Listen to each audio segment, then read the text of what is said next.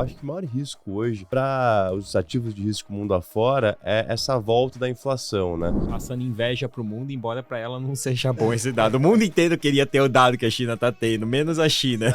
E a gente vê a produtividade americana explodindo. Eu acho que isso explica em tese, né, a questão que a inflação fica controlada e os salários estão mais altos, né? Uma coisa que poderia dar uma assustada no mercado daqui para os próximos dias, semana, é talvez um reajuste da Petrobras.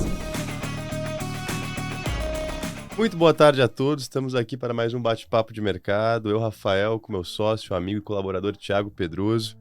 E galera, essa edição é bacana que é pré-carnaval, né? Então aqueles que vão aproveitar, enfim, pular bloquinho, dar uma sambada, né? Aproveitem para se atualizar, né, sobre os principais acontecimentos do mercado de uma forma divertida, concisa e amigável, tá? Sem mais delongas, Pedroso, acho que o pessoal já conhece a gente. Essa semana começou com um tom bastante negativo, mas acabou encerrando com a Bolsa Americana batendo a marca de 5.000 pontos, né? Uma marca simbólica. E galera, olha que impressionante, a Bolsa Americana sobe, das últimas 15 semanas, sobe 14 semanas, são 5 semanas consecutivas. A gente não via isso desde 1972, mais de 50 anos. Então o que estamos presenciando hoje em termos de força de mercado, né, e essas altas semanais, realmente praticamente sem precedentes, né? E no começo da semana, Pedroso, o mundo passou a discutir uma mudança de paradigma inflacionário. Por que eu digo isso? Porque a gente vinha de um relatório de emprego, payroll, muito forte na sexta-feira, com o salário hora subindo 0,6%, o dobro da expectativa. E aí na terça foi divulgado, foi segunda ou terça, agora não me lembro, foi divulgado o ISM de serviços, que veio acima, mas o que chamou atenção foi o subíndice de preços pagos, né? Que a expectativa era 54, veio 65. Né? E aí eu até queria mostrar para vocês, galera, um gráfico aqui bacana que mostra justamente, né, a correlação da inflação com o ISM de serviço. O ISM de serviço é o que a gente chama de indicador antecedente. Ele ajuda a prever o futuro, né? Ele não fala sobre o passado, que é como se fosse o CPI, o payroll, né, o que já aconteceu. E o que a gente está vendo, né, é que as empresas, especialmente no setor de serviços, estão passando a aumentar a sua precificação. E a minha pergunta aqui até que ponto, né, isso eventualmente bate no índice cheio de inflação. Lembrando que hoje, sexta-feira, a inflação de dezembro foi revisada para baixo, Pedroso, de 0,3 para 0,2.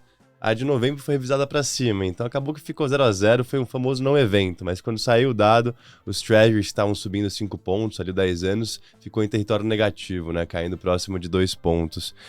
Aonde eu quero chegar, galera? Eu acho que o maior risco hoje para os ativos de risco mundo afora é essa volta da inflação, né? Esse dado do ISM, esse dado do payroll, o mercado jogou debaixo do tapete, né? Ele está preferindo olhar o copo meio cheio, por quê? Porque a economia segue forte, os lucros corporativos seguem expandindo e os indicadores oficiais de inflação CPI e PCI ainda são bastante benignos. Lembrando que a gente tem inflação CPI ao consumidor na próxima terça-feira, né? Quando a gente vai estar em carnaval, o mercado lá fora vai estar bombando. Pedroso, algum comentário sobre o que disse até então? Bom, você comentou da inflação lá fora e para o Brasil eu acho que é bem ruim esse cenário que a inflação volte a subir, principalmente pelo momento de fluxo local. Falta dinheiro para o mercado local aqui vindo do investidor local, né, que é o institucional e o investidor de varejo. E quem vem segurando a bolsa nos últimos 2 anos praticamente foi o estrangeiro. A gente teve 100 bi de entrada lá em 22, 50 para 60 bilhões de entrada em 23, e até agora os estrangeiros já tiraram da B3 por volta de 10 a 11 bilhões de reais desde o início desse ano. Então a gente sente que só esse cenário de juros se mantendo mais alto, que o Fed ainda está reticente em começar a cortar os juros, enquanto a economia vai bem, tá roubando o fluxo nosso e nós não temos da onde tirar esse dinheiro para conseguir segurar as pontas. Mas, nesse início de ano, a gente teve uma entrada de investidor individual e o institucional que segurou as pontas por enquanto. Eu até acho bacana comentar, Pedroso, que os Estados Unidos, entre os países desenvolvidos, é o que tem a maior taxa de juros e a maior taxa de crescimento, né? Então, de fato, os Estados Unidos está roubando dinheiro do mundo. Exato, né? Tá sugando essa liquidez, não é só do Brasil. E olha que interessante, o Banco Central mexicano, essa semana, pessoal, manteve a sua taxa de juros em 11,25% na 7ª reunião consecutiva.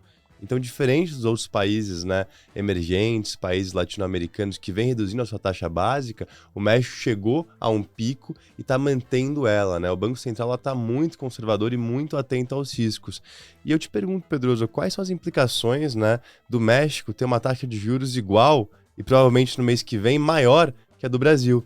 O México, que é investment grade, o México que tem uma dívida PIB de 50%, o México está do lado dos Estados Unidos, então se beneficia do boom de expansão da economia americana, Isso que eu né? ia comentar, Afinal, o México é o país que mais exporta hoje bens para os Estados Unidos, né? O Ultrapassou a China no passado. É isso que eu ia comentar. O México está sendo meio que um reflexo dos Estados Unidos. Saiu o PIB essa semana lá do México, que foi acima do esperado, e já colocaram projeção de PIB melhor do que o esperado para o México esse ano também.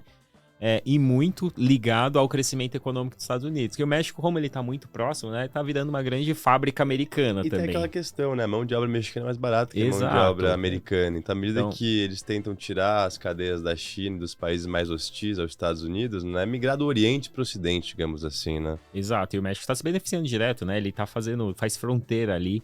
Exatamente. E ele tá seguindo os passos até que parecido com o que tá acontecendo nos Estados Unidos, tanto de crescimento quanto com relação a juros, né? Eu acho que só tem um ponto aí que é importante colocar na mesa. Preço. O México hoje custa quase o dobro do que custa o Brasil, em níveis de múltiplos. Então, sim, a gente tem um cenário que o México ele vai tá melhor posicionado, mas ele também tá mais caro. Então, acho que isso contrabalanceia bastante essa equação. Mas em relação ao carry, né? O investidor que busca o carrego ali, o diferencial de juros. Pô, eu sendo um gringo, olho para México, olho para Brasil, um tem menos risco que o outro, um tem uma taxa de juros maior que a outra. Eu acho que esse evento, né, no mínimo o México mantendo em 11,25, o Brasil continuando a cortar, a gente pode ver um competidor, né, o México tirando liquidez do Brasil, digamos assim, pro segmento de renda fixa, né? Bolsa é outra história porque o valuation entra na questão. Sim. Mas aí entra também o que vai acontecer de fato com nossos juros, né? A gente vai continuar cortando e vai ter um impacto, na hora que tiver impacto você tem isso colocado no dólar, se o dólar sobe, você bate a inflação. Então, o grande problema é que isso pode causar talvez uma queda mais lenta ou não ter mais queda de juros em algum momento. E aí você teria um impacto para a nossa economia mais relevante. Mas... essa leitura, né, Pedroso? Mas hoje é o que o mercado aposta, é que a inflação continua desacelerando, não só aqui quanto no mundo. Saiu agora a inflação da Alemanha, né, que foi 2,9 o dado mensal, 0,2 foi em linha, 2,9. Então a gente vê a inflação desacelerando no mundo inteiro, a China com deflação, a gente vai falar daqui a pouco. Estados Unidos ali teve algum respiro, algum início de repique, mas ainda é muito cedo pra gente colocar na conta que isso é uma volta do processo inflacionário. E eu vou contar que no Brasil também teve algo parecido com o IPCA, mas vamos lá. Muito cedo, Pedroso, e nem foi no dado oficial, Exato. Né? Foi indicadores dado secundários oficial, inclusive, ali. Sai semana que vem, né? Durante o carnaval, terça-feira de carnaval, a gente vai conhecer o CPI americano. Vai ser o evento mais importante da semana que vem e vamos ver o que acontece. Mas, Pedroso, só pra gente colocar na balança, de um lado a gente tem o Banco Central mexicano, extremamente conservador, e de outro lado a gente tem o Banco Central chileno, né? Muito agressivo. O Banco Central chileno já cortou sua taxa básica em 400 pontos, né? Começou em 11,25, tem 7,25 agora. Eles estão fazendo cortes de 1 ponto percentual, né? 100 bases ali por reunião nas últimas. E a gente vê, né, que o mercado puniu a moeda deles, né? Eu não tenho esse gráfico aqui agora, mas a moeda do Chile, salvo me engano, é uma das que pior performa no mundo esse início de ano. Então, galera, eu acho que não tem receita de bolo para Banco Central, né? É uma arte política monetária, mas eu acho que errar para cima, errar pelo excesso, errar pelo conservadorismo é melhor do que errar para baixo, tá? Sendo super honesto. E a gente vê, né, tanto o Powell nesse impasse, como o próprio Campos Neto, né, de não ter aumentado de 50 pontos para 75 pontos esse ritmo de cortes. Aí vem a questão da pressão política, enfim. Mas eu acho que foi um trabalho muito bem feito, tá? Galera, eu comentei, né, justamente, só para encerrar aqui a questão macro e a gente falar um pouco sobre os resultados corporativos, teve bastante coisa essa semana, mas eu comentei sobre esse indicador que apareceu que acende um alerta amarelo referente à inflação, o mercado rapidamente jogou debaixo do tapete, porque até então o que temos aqui de narrativa principal é o caixinhos dourados, e eu quero trazer um gráfico aqui que eu achei extremamente interessante, que mostra o seguinte: a produtividade americana está crescendo mais de 3% por 3 trimestres consecutivos. Eles mensuram esse dado, é difícil esse cálculo, mas basicamente é produzir mais com menos input, né? produtividade no final do dia é isso, né? Você conseguir chegar a um output maior sem a mesma matéria-prima, sem o mesmo trabalho, né? Digamos assim. E a gente vê a produtividade americana explodindo. Eu acho que isso explica, em tese, né, a questão que a inflação fica controlada e os salários estão mais altos, né? Queria até trazer Eu lembro que antes da pandemia, existia muito essa conversa que a inflação seria estruturalmente mais baixa, porque o avanço das tecnologias faria com que a inflação ficasse baixa. Exatamente. Quando veio isso. a pandemia, né, todo mundo mudou o foco, né? Pelo contrário, havia até piada, mas agora volta a ser falado isso, principalmente por conta da inteligência artificial, né? É exatamente isso, Pedroso. Você pega a composição da economia americana, né? Pega o S&P, 30% é tech e 20% é saúde, né? São setores ali com catalisadores de crescimento estrutural. E o que uma Amazon fez para o varejo, o que uma Uber fez para os táxis, né? Barateou o custo para o consumidor final, né? Isso é produtividade, tá? E a economia americana é craque em ser produtiva. E isso explica, né, um crescimento alto e uma inflação baixa, em partes, tá? E aí, pessoal, a gente viu, né, depois desses dados de sexta-feira passada e segunda ou terça do ISM, as principais casas, né, o sell-side reajustando a expectativa de corte de juros lá fora de março para maio ou junho, né? Hoje o consenso acaba sendo maio, mas 30% dos bancos colocam ali as suas apostas para o primeiro corte sendo junho. Tá? E o mais agressivo aqui é o UBS, ainda apostando em um corte de 250 pontos somente em 2024. Né? Não sei o que aconteceria para a gente ter também o corte de juros, lembrando que o cenário central do Fed é 75 pontos. E, Pedroso, o mais importante ainda do que quando vai começar a cortar é qual será a taxa terminal. Né? Porque às vezes, se começar a cortar mais tarde, pode ter uma taxa terminal mais baixa. Né? Ou, eventualmente, né, esses juros de equilíbrio muda. Né? Eu acho que essa é a grande discussão. E não o ajuste fino se é nessa reunião, na próxima, na de junho. Né? Isso já está dado, tá, pessoal? Então, falaria aqui para a gente estar prestando atenção até onde esse corte de juros vai. E o que o mercado está colocando em 3,40% a taxa terminal nos Estados Unidos, tá? Isso em 25, 3,40. Mas seria quando, mais ou menos, qual mês? Esse seria meados de 25, meados tá, de 25. Pedroso? Em 18 meses, digamos assim, da data atual. É isso que o mercado está colocando. Chegou a colocar 3,15, mas depois dos dados, né, recentes foi para 3,40. Isso não abalou de forma alguma, né, o rally que a gente teve na Bolsa. E vamos olhar aqui um pouco mais do micro, porque não é só o macro que explica, né, porque a Bolsa Americana está subindo. Olha que legal, pessoal. 75% das empresas do S&P 500 já divulgaram seus resultados para o quarto trimestre de 2023.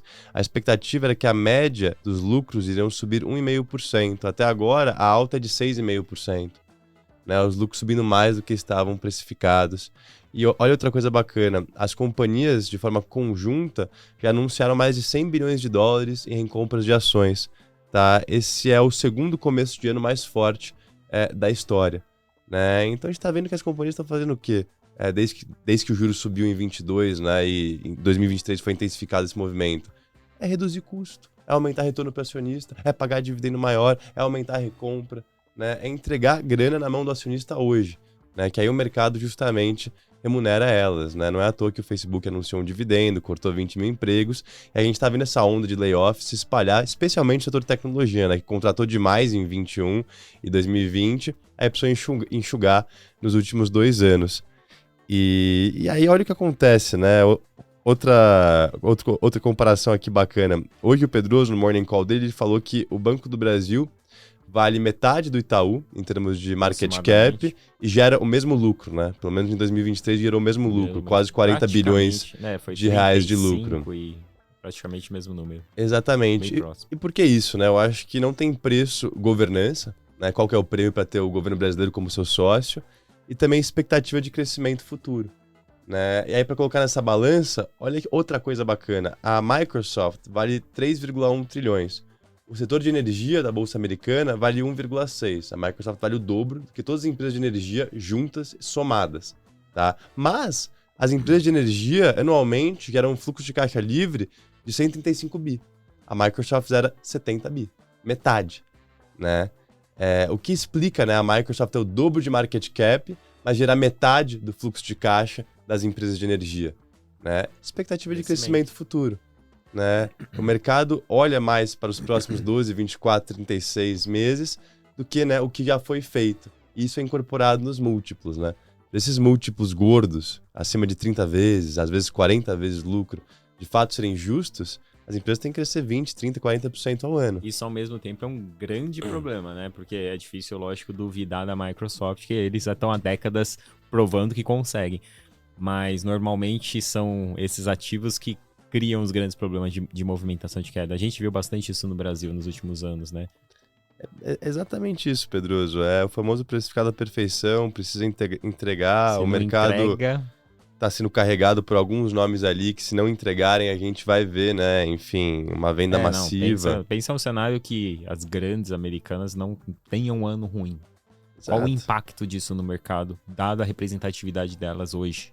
Exatamente então, isso. E é o que aconteceu em 2022, né? Exato. Eu acho que fica de lição aqui para todos nós que, se a gente ver isso de novo, pode encher o carrinho. Porque essas empresas são muito boas, né? Se elas tiverem um ano ruim, não quer dizer que os próximos vão ser ruins também. Pelo contrário, né? Geralmente o mercado é excessivo, né? Em tempos otimistas, sobe mais do que deveria. Em tempos pessimistas, cai mais do que deveria. Então, é exatamente isso. Minha dúvida é se a gente não está entrando ou já está num tempo otimista. Né? É aí que mora o ponto de interrogação. Mas indo para esse universo micro, Pedroso, o que me chamou muita atenção essa semana foi a Disney, né? A Disney que bateu $200 a ação, ou quase $200, na mínima do ano passado estava se negociando a 80. Exato. Né? Caiu pra caramba do pico. E ela ficou meio amassada ali, largada. No meio do ano passado teve uma troca de gestão, né? Saiu o CEO Bob Chapek, que voltou o vitalício, né, o soberano ali, Bob Iger, né, que comandou a Disney por mais de 15 anos, tem livros sobre ele, enfim, ele que fez o império ali prosperar desde o início do século. Ele teve que voltar para acalmar o ânimo dos acionistas, a sucessão foi feita de forma apressada, enfim. Ele voltou e já trouxe, né, novidades magníficas nesse final de ano, começo de ano. Né? E eles divulgaram resultados essa semana, Pedroso, mas o principal negócio aqui não é que eles superaram o consenso de lucro e receita e aumentaram o guidance, né? O mercado adorou isso, né? Não é à toa. A Disney deve crescer esse lucro por ação em mais de 20% este ano, que é um crescimento bem legal para a Disney, tá, pessoal?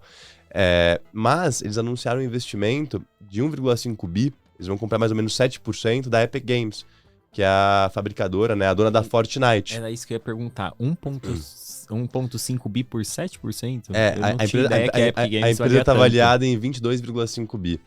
É um declínio de mais ou menos 20, 30% da última rodada que ela fez em 21. Tá? Então a Disney comprou um preço mais baixo do que estava anteriormente negociado. Né? E é o maior investimento da Disney no segmento de games, na história.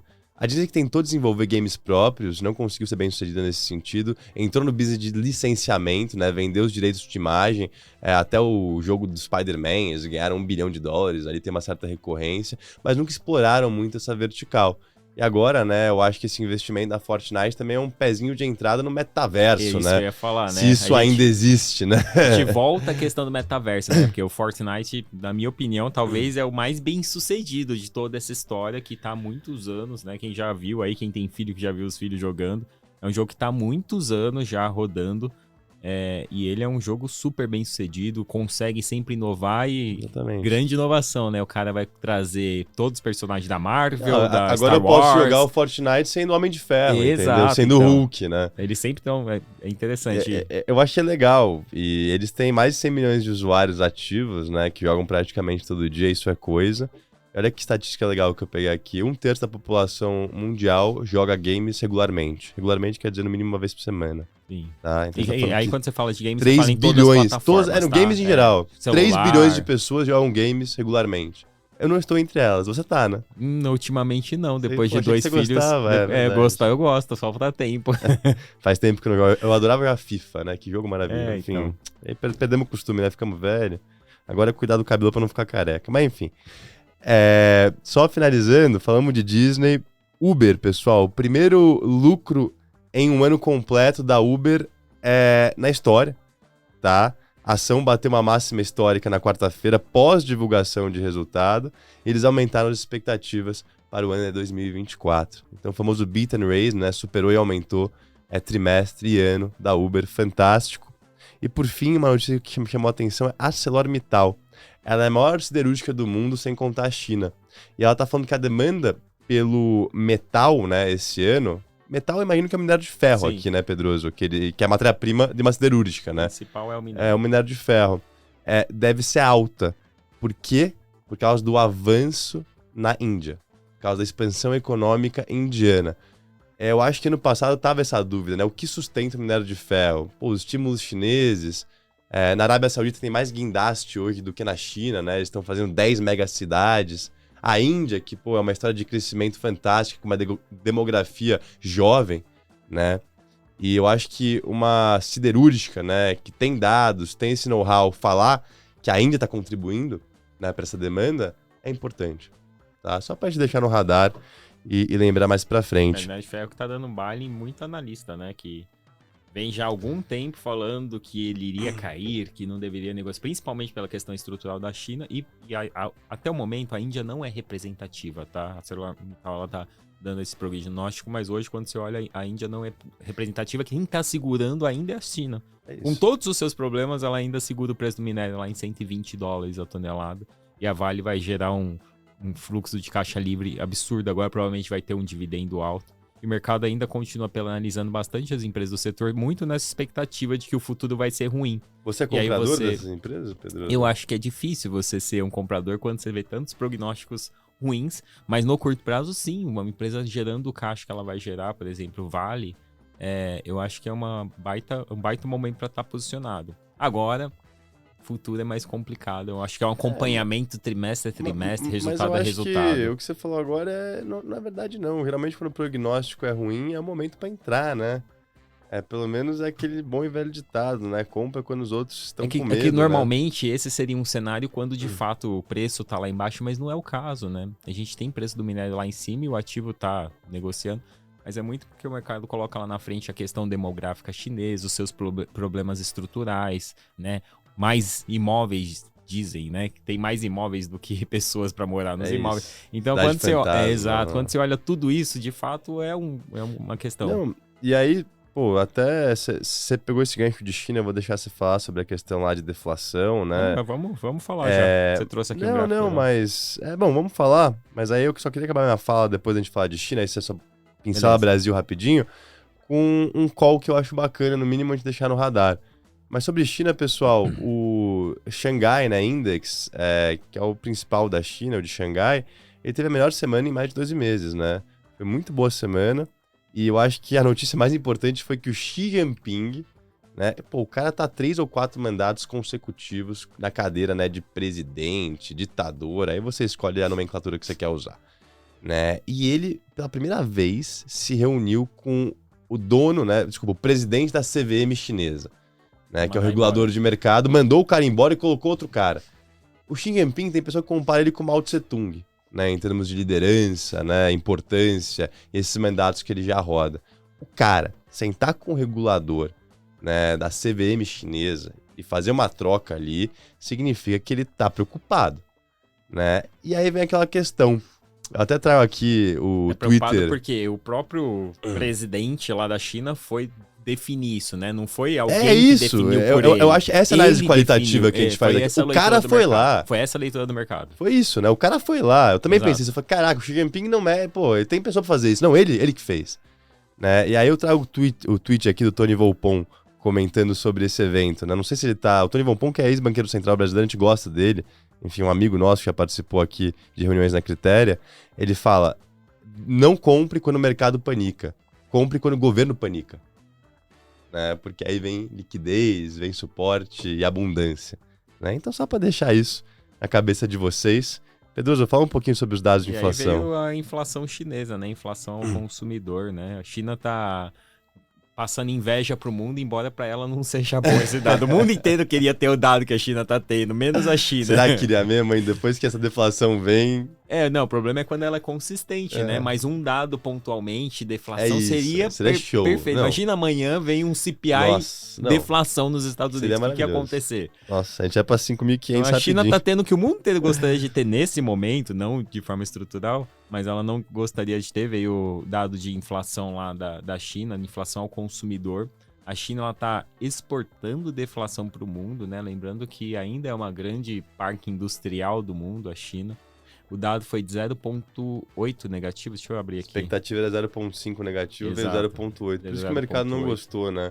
É a maior queda mensal nos preços chineses desde 2009, na crise financeira global. Isso mostra a fraqueza da economia. Exatamente. E aí veio também o PPI, né, que é o preço ao produtor, e esse acho que mostra mais ainda essa exportação da deflação, que ele caiu em 2,5%. Esse até foi um pouquinho melhor do que acho que era esperado 2,6%, se eu não me engano. Veio em linha, mas assim, veio melhor. em linha, mas mesmo assim com deflação.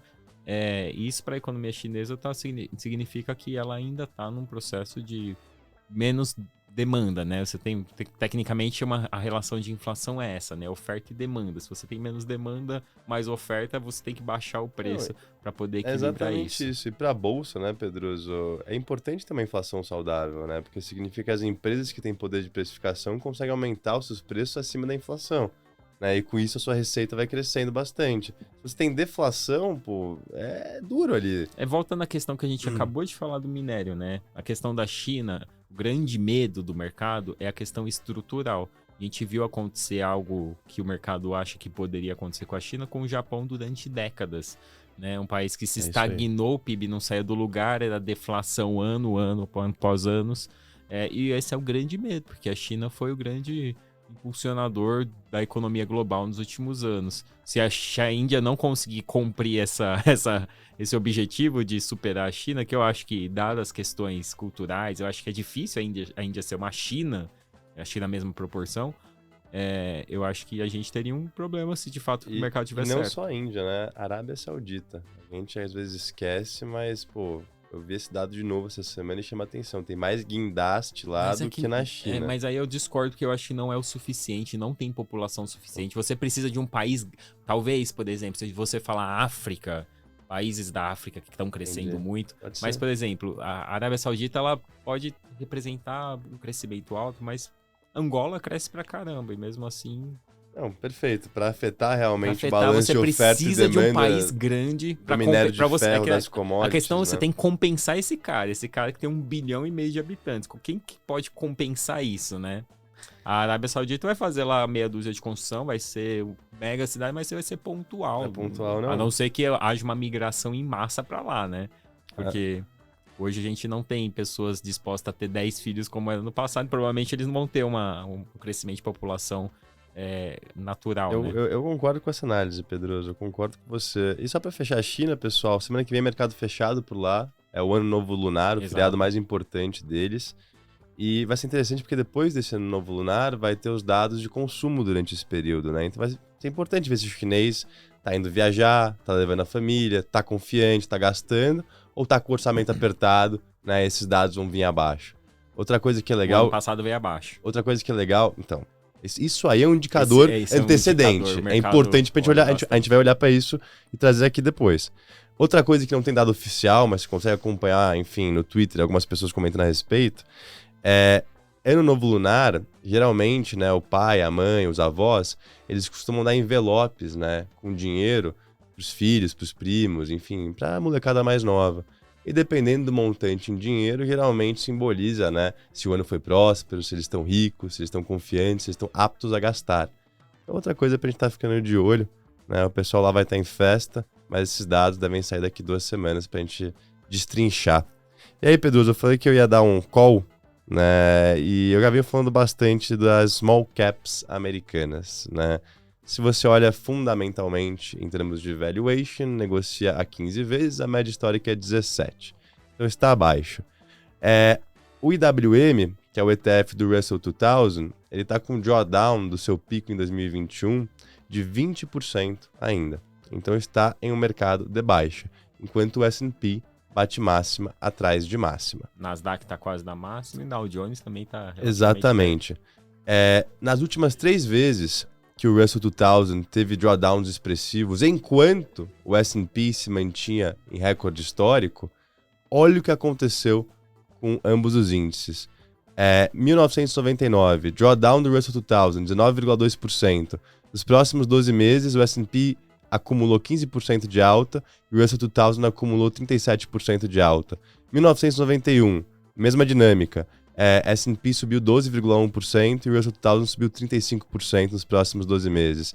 85, mesma coisa. S&P subiu 17,4% e o Russell 2000 subiu 18,2%. Tá? Eu acho que uma primeira leitura, quando a gente olha e fala, pô, o S&P tá em máxima, mas small caps estão em baixa, calma lá que o mercado está sem amplitude. Calma lá que tem algumas ações puxando o índice. Pelo menos essa seria a minha leitura sem saber esses dados históricos. Mas olha isso, cara. Olha isso. Eu acho que aqui a tendência, né, é nosso amigo. E aí trago outro gráfico. Tiveram 40 ocasiões, desde 1978, que o S&P estava em máxima e o Russell 2000 estava caindo 10% do seu pico. Tá? 40 ocasiões. Em todas as ocasiões, o S&P nos próximos 12 meses acabou no positivo. Na média, subindo 15%. E em todas as ocasiões, o Russell 2000 nos próximos 12 meses acabou no positivo, subindo na média 25%. Eu não sei se isso quer dizer muita coisa, sendo super honesto com vocês, mas faz a gente pensar. No mínimo, historicamente, essa conjuntura de small cap em bear market e S&P em all-time high, para frente, é positiva. O que é uma small cap nos Estados Unidos? Você sabe dizer? De capitalização de mercado, você diz, Pedroso? Funciona? Vai ser na média ali uns 5 bi. 5 bi de dólar. Eu até olho aqui, eu puxo esse dado, é interessante. Isso foi um chutômetro meu, né? No que eu tenho aqui de pouco de experiência. Geral, depois a gente pode trazer esses dados. E no geral, deve ser, assim como no Brasil, muito correlacionado com a economia doméstica, as small caps lá. Exatamente, né? Então aquele negócio, a gente olha o cenário macroeconômico, se de fato o Goldilocks, inflação para baixo, corte de juros, urgência econômica acontecer, quem é mais beneficiado são as small caps, em tese. A gente olha o valuation, tá mais barato que a média histórica, diferente do S&P, né? E aí a gente olha essa questão técnica, né, do que acontece quando tá caindo 21 e o outro tá em máxima histórica, também é positivo, né? No mínimo faz a gente pensar. Esse dado me chamou muita atenção, porque foram 40 ocasiões, e em todas, ambos os índices acabaram positivo, né, nos próximos 12 meses. Legal. Goldilocks, pessoal, são os caixinhos dourados, só para não ficar no ar, né? Que agora é o novo termo que foi criado pelo mercado para dizer no melhor cenário possível americano, né? Que a economia continua crescendo e a inflação desacelera. Ou seja, é um cenário que hoje está até que razoavelmente provável. Aí vamos falar rapidinho do Brasil. Essa semana a gente teve um dado importante que acho que corrobora com o que a gente falou do ISM lá nos Estados Unidos, veio o IPCA. O IPCA ele veio com alta acima do esperado, veio 0,42%, a expectativa é 0,34%.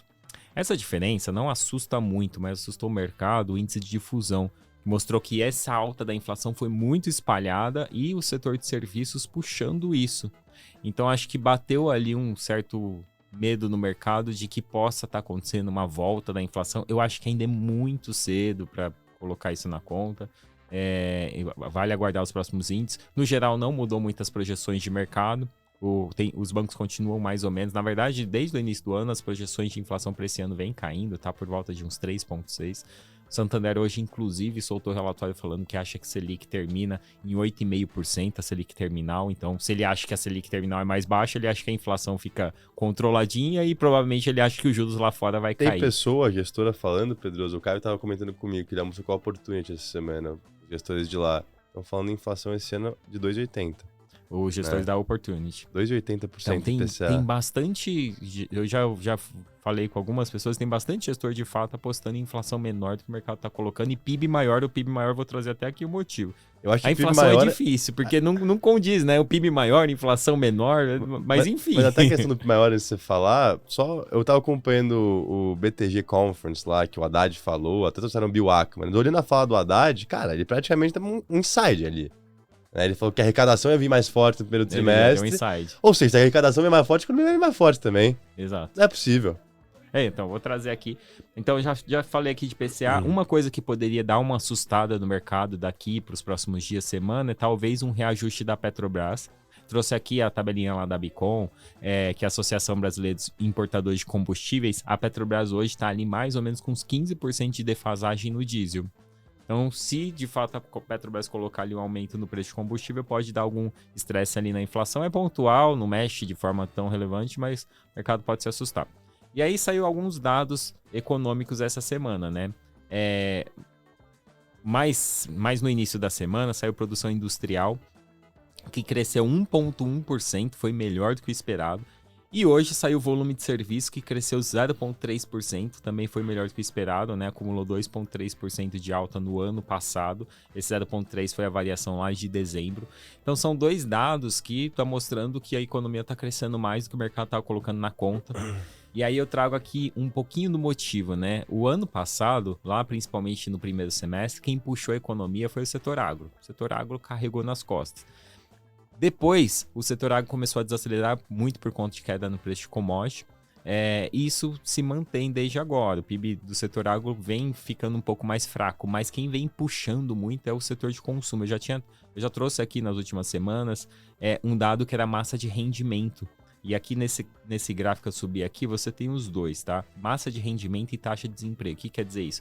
Massa de rendimento é tudo que as pessoas estão recebendo de renda, seja aposentado, trabalhador, CLT, que ela está praticamente na raia histórica, a massa de rendimento total da população, enquanto o desemprego ele está batendo lá os níveis de 2014, mais ou menos. A gente está com 7,5% de taxa de desemprego no Brasil. Ou seja, mais gente ocupada, mais gente com salário ali, mais disposta a consumir. Então, um pouco por conta disso, tem a expectativa de que pode puxar o PIB para esse ano. Porque você vai ter mais renda, né, para um consumo maior. E aí quem poderia ajudar esse cenário também é a nossa balança comercial, que deve continuar superavitária. Esse ano mais puxada pelo petróleo. O petróleo que é uma das grandes promessas, tanto para esse ano quanto para os próximos, né, de ganhar mais relevância na pauta. E aí a balança comercial sendo superavitária, saiu esses dias a balança comercial, veio 6 bilhões e pouco, veio até um pouquinho abaixo do esperado, mas a projeção ainda é bem positiva para o ano. A gente teria a entrada mais ou menos de uns 80 bilhões através da balança comercial, então é positivo para a moeda, para o real, essa entrada, o que automaticamente ajuda a gente a conseguir manter uma inflação mais baixa, né? Porque você está tendo mais entrada de dólar, segura ali o preço do dólar e tem um impacto menor na inflação. Você falou do Chile e do Brasil. Eu acho que uma grande diferença também é como a nossa economia é muito mais diversificada que os nossos vizinhos. Então eles sofrem muito mais, eu diria, alguns eventos específicos. Então esse movimento que eles fizeram na queda dos juros, esse ano o peso chileno ele caiu 9,25%. Tá? Só para você ter uma ideia, o real caiu 2,3% mais ou menos desde o início do ano. E eu acho que boa parte disso está relacionada aqui à entrada de recursos através da balança comercial. Aí, voltando aqui, né, terminando aqui a parte mais de dados econômicos, voltando aqui mais ao corporativo, saiu o resultado do Bradesco essa semana. O resultado, eu tô até subindo aqui uma matéria da Infomoney, que é interessante, né? Lucro recorrente sobe 80% no quarto trimestre, foi 2,88 bi, mas o mercado esperava 4,7. Porque no quarto trimestre do ano passado foi 1 e pouco e foi o desastre total. E o resultado do Bradesco, além de ser ruim, que ok, o mercado estava esperando um resultado ruim, ele deu um guidance péssimo para esse ano. O mercado vai ter que reajustar mais ou menos uns 20% para baixo o lucro que o mercado estava projetando para esse ano. Pelo que ele passou, eu acompanhei a conferência do Bradesco, eles devem entregar uns 17 bi de lucro esse ano. Tá? Aí você colocando, o ano passado foi por volta de 20 e poucos. Eu não tenho o número. Vai ser abaixo do que foi o ano passado. Eu não tenho aqui o número exato, mas de cabeça hoje o Bradesco colocando esse lucro, ele está negociando a 8 vezes lucro, tá? Projetado para 2024. Parece o Itaú ainda, por volta de 8,5, dado que o Bradesco tem um monte de problema, e o Banco do Brasil por volta de 5 vezes, 4 e pouco para 5 vezes. Você sabe como tá o patrimonial, Pedro? Que banco é legal olhar o book velho, né? O patrimonial eu já vou falar agora, enquanto eu vou falando. Se não me engano, o patrimonial de Banco do Brasil é abaixo de 1. Não é mais. Essa semana tá ele em passou. Tá em 1. Próximo a 1, Banco do Brasil, e o patrimonial do Bradesco tá em 0,89. O Bradesco agora passou o Banco do Brasil, né? O Bradesco e o Itaú deve estar próximo de 2, quase? Itaú é por volta de 1,7, eu já te falo. O que tá acima de 2, quase 3, se não me engano, é o BTG, né? O BTG que passou o Bradesco em market cap essa semana, com um baita resultado, né? O Banco do Brasil 1,01 e o Itaú 1,86, o patrimonial. É isso aí. Então, o Bradesco aí negociando metade do que vale o patrimonial do Itaú, 0,89. Então, o grande problema do Bradesco é que o mercado foi um baita banho de água fria, né? Que o mercado esperava que esse ano começaria a melhorar. Eu tava até conversando com um analista amigo meu, ele falou, cara, a gente já era pessimista achando que a melhora ia vir só pro segundo semestre, a gente vai ter que agora reajustar isso para 2025. A grande questão é o quanto o management lá do Bradesco quis colocar na mesa as condições reais, mas o Bradesco se beneficia de um cenário que está se formando, que é a queda de juros, é um banco muito mais focado no varejo, a queda na inadimplência que já está acontecendo. Então, ao mesmo tempo, se o Bradesco tiver uma surpresinha nesse resultado, a gente pode ver uma reprecificação disso muito rápido também. Então, o grande problema aqui é se vai ter ou não e acompanhando isso ao longo do tempo. Mas eu acho que agora o negócio é ser telespectador de Bradesco, ser né? um pouquinho telespectador. Nem Olha, vender, nem comprar. Eu né? vou ser sincero, eu acho que o momento é de você, se você tem apetite a risco, lógico, se cabe exposição em equity, é você começar uma compra bem lenta. Poxa, quero ter uma posição X, um percentual X na carteira, eu compraria um pedaço menor agora e iria acompanhando os próximos trimestres, se sair alguma notícia de guidance diferente, qualquer coisa do tipo para poder reavaliando isso. Então, a chance do Bradesco em algum momento tentar surpreender. Eu acho que tem uma grande chance. E se isso acontecer, aí de fato o papel está negociando um nível de preço barato. Mas o momento é um momento de estresse mesmo, o mercado está batendo. Eu tenho a impressão que já está negociando a um nível de múltiplo bem exagerado. Eu, sinceramente, não me lembro do Bradesco negociando a nível de preço tão barato. O JP Morgan negocia 10 vezes lucro lá fora, Pedro. 10 vezes lucro. Pô, eu vou te falar. Se você for pensar em JP Morgan e Bradesco... Por isso que eu falei, né, do JP. Minha internet aqui acho que caiu. É que eu acho que o grande problema do Bradesco hoje é que a gente tá colocando um guidance de lucro, né? Bem para baixo. Ó, você tinha me perguntado do lucro de... Perfeito. Esses 8 e pouco já é com lucro lá embaixo. Exato. Então, eu falei até besteira para você, tá? 2023 ele entregou 15 bi de lucro, tá? Pra você ter uma ideia... Olha o patrimonial JP Morgan, 1.5. 1.5. Mais barato que Itaú. Pelo patrimonial, sim. E 10 vezes cravado. Lucro desse ano. Próximos 12 meses. Então vamos lá, só para não tomar muito tempo, vamos pular aqui Bradesco, vamos falar de Banco do Brasil. Esse daqui, surpreendente, né? Vem entregando um resultado muito forte. Na verdade, o resultado do Banco do Brasil foi bem flat, não surpreendeu nada. Lucrou 4,8% a mais do que o ano passado, 9,4 bi no último trimestre. Foi ali quase 36 bi de lucro. Foi bem linha, bem próximo do que foi o Itaú. Até ROI foi bem próximo. Aumentou o payout de dividendos, né? Ele vai pagar mais dividendos esse ano agora. O resultado em si não surpreendeu o mercado, porque não foi nada muito além do que era esperado, mas ainda assim é um resultado muito bom. Hoje o Banco do Brasil cai um pouquinho. Eu acho que muito porque tinha um pouco da expectativa que poderia surpreender, mas o resultado muito forte, fantástico. Negociando no preço que tá, o Banco do Brasil tá barato. Aí as últimas duas notícias aqui para encerrar. A última notícia, na verdade, a gente já tinha falado da China. O governo, essa semana, publicou uma MP, uma medida provisória, que amplia a isenção de IR para quem ganha até 2 salários mínimos. Então, essa é uma promessa do governo lá, desde quando ele assumiu, de que vai ter isenção quem ganha até 5 salários. Minha opinião é que isso é mais do que justo. Quem é CLT aí, quem recebe renda e paga imposto, sabe que há décadas não tem ajuste da tabela de imposto, então é mais do que justo isso. O grande problema disso até o momento não é um valor tão relevante, né? São 3 bi a mais que o governo vai ter que despender ali. Mas o grande problema é se ele chegar nesses 5 mil, ele vai ter que arrumar da onde colocar dinheiro aqui. Acho que termina aqui, Brasil. Você tem mais alguma coisa para comentar lá fora? Eu tenho uma coisa legal para comentar aqui. Então encerra com uma notícia boa. Uma notícia boa. Nasdaq, no dia 8, né, ontem, ela fez aniversário. São 53 anos de operação da principal bolsa de tech americana. A primeira bolsa eletrônica. Primeira bolsa eletrônica. Sobe uma fotinha aí lá da inauguração de Nasdaq. Tem muitas histórias, né? Quem já assistiu aquela série do Madoff lá da Netflix sabe que ele foi um dos fundadores da Nasdaq, né? E foi até onde a maior pirâmide da história. E aí, dado interessante, né? O índice Nasdaq, ele gerou um retorno médio anual de 9,85%. Versus 7,63% do S&P. Nos últimos 50 anos. Desde que iniciou. Nasdaq andando mais que o S&P. 2% em 50 anos é muito mais retorno que o S&P, né? Você olha, 9,85%, tá nada, parecido. mas traz isso em 50 anos em juros composto que você vai ver a diferença que como é absurdo. Dado bacana, Pedro. E com isso a gente encerra, pessoal. Se puderem deixar aquele like, comentário, é assim que o YouTube reconhece o conteúdo e consegue divulgar ele para pessoas com interesses similares. Boa cerveja para vocês, bom bloquinho para aqueles que não comemoram o carnaval como nós, né? Eu acho que a gente é mais calmo hoje em dia. Sim. Aproveitem família e amigos, que a vida se resume a isso, tá? Um grande abraço. Obrigado, pessoal. Ótimo final de semana.